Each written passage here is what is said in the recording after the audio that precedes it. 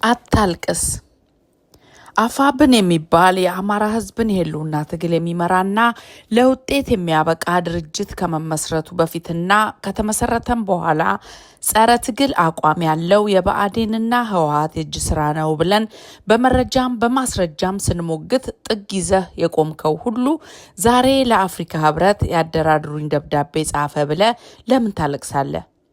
ይህ ስብስብ የዘመነ ካሴን የመሪነት ቅዠት ከማሟላትና አስረስና ቤተሰቡ ከብአዴን የተሰጣቸውን ፋኖን የመቆላለፍ ስልት ከማሳካት በዘለለ ትርጉም እንደማያመጣ ደጋግመን ስንጠቁም ሙድ ይዘህ የነበርክ ዲያስፖራ ዛሬ እንዴት ከእንቅልፍ ነቃህ? ብታምንም ባታምንም አፋብን እነ ሻለቃ መከታውን በመሃል ያቀላቀለው የፋኖን እምነት ለማግኘትና ካለ አንዳች ግርግር ወደ ብአዴን ጠቅልሎ ለመግባት እንጂ 13 ሆኖ አንድ ሰብሳቢ መምረጥ ያልቻለ የጠላት ወኪል እንዴት አማራን መርቶ ለድል ሊያበቃ ይችላል ብለህ ደጋግመህ ጠይቅ። መልሱን እዛው ታገኛለህ።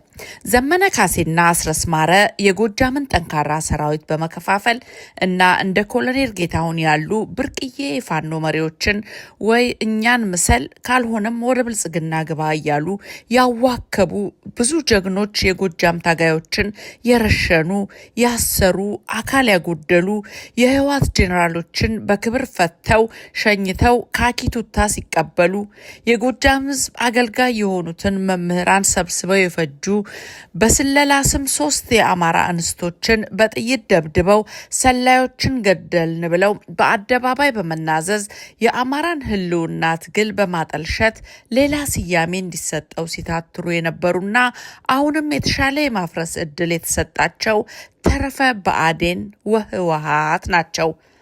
እውነቱን መቀበል ሳትችል አታልቅስ። እንደ አባይ ጠንቋይ ወይም ቃልቻ 5ቱም ጣቱ ላይ ቆርቆሮ የሚያንጠለጥለው ዘመነ ካሴ በመጀመሪያ አፋሕድ ሲመሰረት ቀጥሎም አፋብኃ ሲሰባሰብ መሪ ካልሆንኩ ብሎ የአማራን ህዝብ መከራ ያራዘመ ከህወሓት የጃጁ ፖለቲከኞችና ከሚጠነቁሉለት ጋኔል ጎታች ደፍተራዎች ደብተራ አላልኩም ውጪ ማንንም የማይሰማ የወያኔ እጅ ስራ ሲሆን በአፋብኃ ውስጥ ሰብሳቢ የሚለው ማዕረግ በሌለበት የተቸረው በህወሓት ፍላጎት በአንዳርጋቸው ጽጌ፣ ሻለቃ ዳዊት፣ መዓዛ መሐመድና በዋናው የብአዴን ተወካይ አስረስ ማረ አመቻችነት ነው። ለዚህም ሻለቃ ዳዊት ወልደ ጊዮርጊስ ሰሞኑን በሚዲያ ላይ ቀርበው 320 ሰዓት ከአስረስ ጋር ተወያይተናል ሲሉ ምስክርነት ሰጥተዋል። ከዚህ በላይ እውነታ ከየት ተፈልጎ ነው ዘመንና ቡድኑን የአማራን ትግል ቸርችረው እስኪጨርሱ እያለቃቀስን የምንጠብቀው? ዘመነስ የትኛውን ፋኖ ሲመራ ታይቶ ነው አሁን መሪ የተባለው? በቀላል አገላለጽ በአፋብኃ አመራር ውስጥ አንደኛ ቁልፍ የህወሓት ወኪሎች ሆነው የአማራን ለመሸጥ የተሰለፉት ዘመነ ካሴ፣ ሄኖክ አዲሴ፣ ጀነራል ተፈራ ማሞ፣ ምሬ ወዳጆ፣ አበበ ፈንታውና በሀብቴ ወልዴ ከሚመራው ኃይል ውስጥ ጎልተው ለመውጣት የፋኖን በትር ፈርተው የሚጥመለመሉ ግለሰቦችን ጨምሮ፣ ሁለተኛ ዋነኛ ብአዴኖችና ትግሉን የባህር ዳር ስልጣን ፍለጋ አድርገው ለመሸጥ የሚሰሩ አስረስ ማረ ከነ ቡድኑ፣ ማርሸት ፀሐዬ፣ እሸቱ የሚባል የብአዴን ወጣት ክንፍ የነበረ የግንቦት 7ቱ ጥላሁን አበጀ ወዘተ። ጌታ አስራደ ይህ ሰው ለአሸናፊው በመሰለፍ ልምዱን ያሳየና አፋሕድን ከውስጥ አስሮ ከጆችን በማበረታታት ድርጅት ያፈረሰ የኢያሱ አባተ ተከታይ ነው።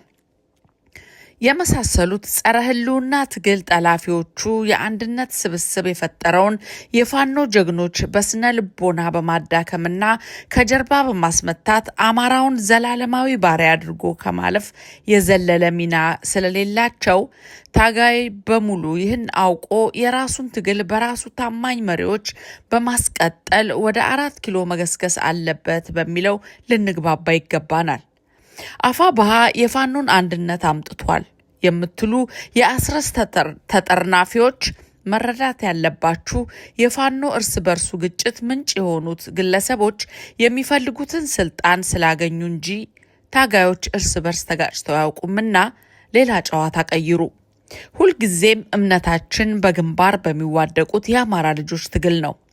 ከዚህ በተረፈ ዘመነ ካሴ ሊደራደር ነው፣ ባህር ዳር ሊሾም ነው፣ አስረስ ምርጫ ሊወዳደር ነው ወዘተ እያሉ ማለቃቀስ ለጠላት ግባት ከመሆን የዘለለ ፋይዳ አይኖረውም።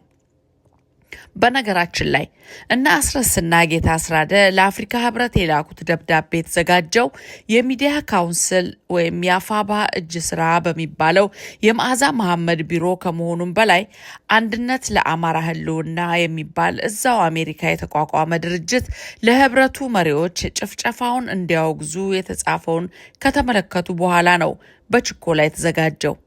መዓዛ ምን አለበት የአንድነት ሰዎችን እንዲያግዟት እዛው አማክራ ብትጽፈው። መቼም የዚህ ስብስብ አይን አውጣ ባህሪና የአርበኛ እስክንድር ነጋ ጸሎት ይገርማል። ቡድኑ አፋሃድ ዳውንት ላይ ከአብይ አህመድ ጋር ተደራደረ ብሎ ነጠላ ዜማውን ለ1 ዓመት ሲደሰኩር ከርሞ በተቋቋመ በአንድ ወር ውስጥ የባህር ዳር ወንበር ናፈቀኝ የሚል ፈጣጣነት ከየት ይመጣል? ለማንኛውም ይህ ስብስብ ሳይቃጠል በቅጠል በሚባለው የወላጆቻችን ብሂል መሰረት ትግሉን ለእውነተኛ መሪዎች በጊዜ መልቀቅ እንዳለበት ተግባብተን የተናበበ ትግል ማድረግ ካልቻልን ይህ ሁሉ በአሃዝ የማይገለጽ ወንጀል የተፈጸመበትን የአማራ ሕዝብ እስከ ወዲያኛው እንዲጠፋ መደረጉን በዓይናችን እያየን ነውና የአማራ ህልውና በስር ነቀል ለውጥ ብቻ እንደሚመጣ የሚያምን አማራ ሁሉ በውስጥ የዘመነ ትግል ሻጭ ስብስብ፣ በፊት ለፊት ደግሞ በጦር ሜዳ የገጠመንን ጠላት ተረባርበን ወደ ነጻነት ማማዋ የሚኒሊክ ከተማ ለመገስገስ እንሰለፍ። ዓይናችን እያየ በሴረኞች የሚጠለፍ የአማራ ትግል የለም። መልካም ሰኞ።